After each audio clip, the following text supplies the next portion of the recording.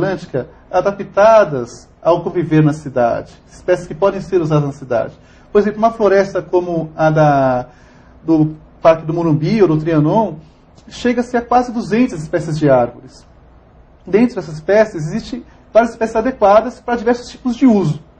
O que precisa é difundir isso em viveiros, pela prefeitura, a população, para que ela comece a usar essas árvores na arborização da sua rua, da sua casa. Porque o que vem acontecendo hoje, Luciana, é que as pessoas compram isso no mercado, muitas dessas mudinhas para plantar na frente de casa, achando que estão fazendo bem. Você tem uma espécie que chama ficus. É uma árvorezinha trançadinha, o tronco bem bonitinho, pequenininha, que qualquer supermercado vende, floricultura. E se costuma dar de presente a elas, decorar ambientes internos. E a pessoa compra aquilo, deixa em casa decorando, tudo, aí chega uma hora que ela se cansa daquela ficus. Ou fala, coitada, tá tão grande esse vasinho, vou plantar na rua. E aí ela planta na rua. A ficus é uma espécie que vem lá da Ásia. É uma planta que tem no seu habitat original condições piores do que tem aqui em São Paulo. Então aqui ela cresce, que é uma beleza, mas vai assim embora, né? E ela virou uma verdadeira praga urbana, porque hoje é a segunda árvore mais plantada na cidade, pelas minhas observações, e ela não é plantada pela prefeitura, pelo poder público, é somente pelas pessoas amigas do verde. E ela tem uma raiz muito forte. Ela acaba realmente destruindo todos os encanamentos, as edificações que estão em volta, e a pessoa acaba criando um problema para a cidade, e que acaba sendo generalizado naquela velha história que a árvore na cidade só dá problema. Mas é que não é uma ação planejada.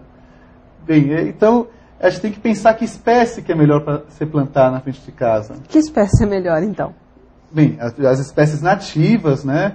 Você tem que atentar para que cada caso exige uma espécie, né? Por exemplo, se você vai plantar numa rua, você precisa ter uma espécie que não tem um crescimento exagerado para aquela área que ela tem, mas ao mesmo tempo ela precisa fornecer sombra, ela precisa criar um microclima. Por exemplo, uma espécie que eu acho boa para um local médio seria o dedaleiro. Sei que eu estou falando aqui em botaniquês, né? Qual que é o dedaleiro, né? Mas o nosso blog, a gente procura justamente difundir essas espécies para que as pessoas tenham uma orientação de o que é melhor para a calçada. Hoje a prefeitura tem uma grande sensibilidade com essa questão. Ela planta, na sua maioria, árvores nativas.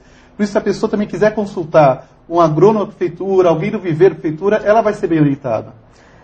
Ricardo, a gente está conversando aqui, falando um pouco sobre as árvores de São Paulo. Você citou agora há pouco a questão da vegetação do Parque Trianon, que é um parque importante na cidade.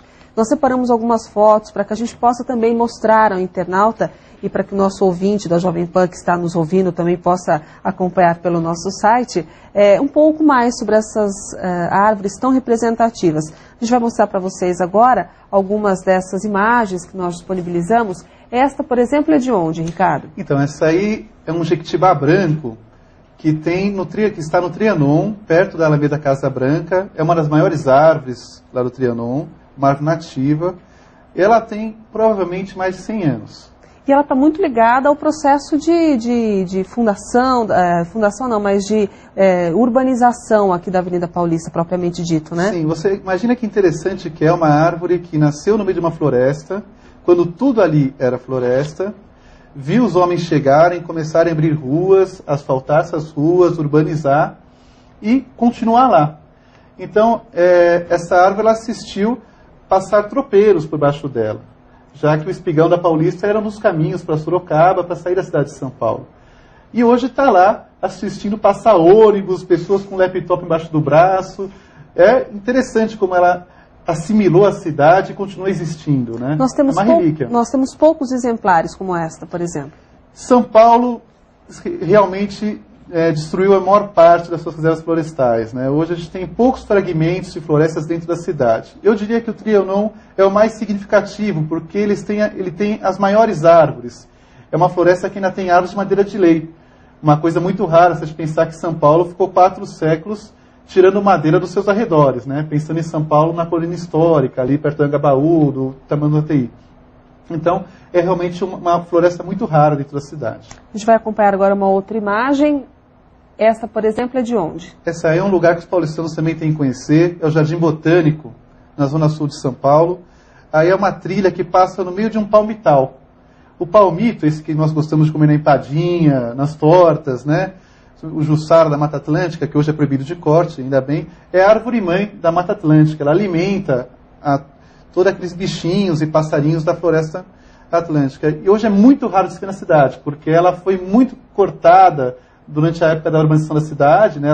A madeira dela fornecia material para fazer as paredes, onde era argamassa, além do que nossos antepassados gostavam também de comer empadinha e torta de palmito.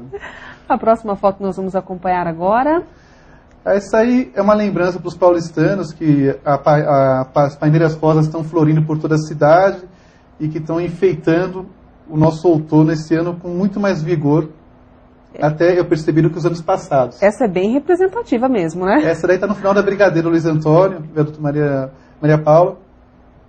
E está lá, essa foto eu tirei há umas 2 semanas atrás, está lá enfeitando. A próxima que nós vamos ver é de onde, Ricardo? Essa é do mesmo local, é uma coisa muito interessante, é uma figueira exótica, ela veio da Ásia, que foi muito plantada nos anos 40, chama Ficus benjamina. E essa figueira, os passarinhos aprenderam a comer o fruto dela e acabam espalhando ela pela cidade toda. Então, ela cresce nos lugares mais inusitados, como, por exemplo, aí numa fresta de concreto do viaduto. Virou uma árvore de quase 4 metros em cima do viaduto, uma árvore aérea, né? São Paulo tem dessas coisas, né? Sim, isso é inacreditável, né? A próxima que nós vamos ver, Ricardo? Essa é uma figueira também fantástica, nativa da cidade de São Paulo, desconhecida aos paulistanos, mas essa é provavelmente o ser vivo mais antigo da cidade de São Paulo, que ainda vive. Ela é documentada por viajantes que vieram para São Paulo em 1865 e já relatava a existência dela nessa época, ela já era adulta nessa época. É a Figueira das Lágrimas, ou Árvore das Lágrimas. Ela fica no limite da cidade, na região do Ipiranga, na estrada que ia para Santos, e era ali que os paulistanos acompanhavam os seus entes queridos que iriam se despedir e embarcar pelo Porto de Santos. Então o pessoal que foi para a Guerra do Paraguai, os acadêmicos de direito da São Francisco do século XIX, todos iam até a Figueira das Lágrimas com seus entes e se despediam lá. Por isso que veio o nome Figueira das Lágrimas. A próxima foto nós vamos acompanhar, de onde que é? Essa aí é um jequitibá rosa, lá na Praça Coronel Fernandes, perto da Avenida Tiradentes.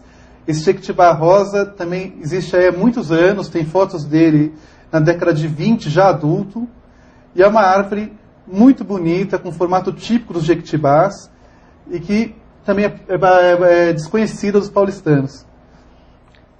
Agora, nossa próxima foto é de onde? Essa daí é no Lago do Aroche, é o xixá do Lago do Aroche, uma árvore até que famosa entre as árvores, e ela está aí também provavelmente desde o final do século XIX, tem fotos dela em 1940, já bem adulta, e ela continua com muito vício, muito vigor, sombreando quem passa ainda pelo Lago do Aroche, é uma árvore linda.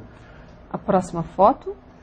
Essa é um exemplo também de uma árvore que sobrou em meio à malha urbana. Essa árvore é uma copaíba, ela nasceu na floresta que existia à margem do Rio Pinheiros, na Grande Julieta, zona sul de São Paulo. E aquela região foi toda sendo urbanizada, as suas colegas foram sendo destruídas, e ela permaneceu, e hoje está num terreno baldio, em plena malha urbana, muito bonita, uma árvore muito longeva, que continua alimentando seus passarinhos desde aquela época, quando tudo era floresta. Vamos agora para a nossa última foto desse bloco. Bem, essa aí seria também das relíquias vegetais de São Paulo, é a figueira do Lago da Memória, do Lago do Pix, no centro de São Paulo, final da Consolação.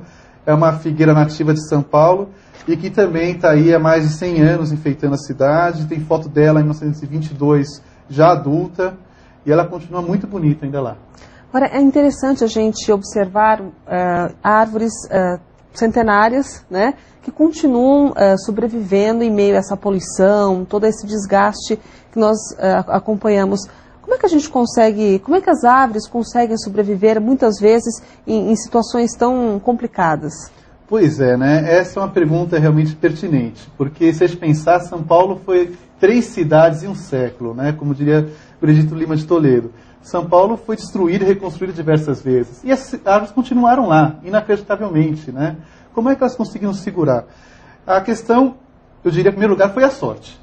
Ou algum defensor anônimo que lutou para ela continuar ali, porque mesmo com poluição, com os interesses econômicos fortíssimos que a cidade sofre até hoje, elas continuaram existindo E agora eu acredito que, como as pessoas estão numa fase de maior conscientização, de maior sensibilidade com o verde, elas vão continuar existindo.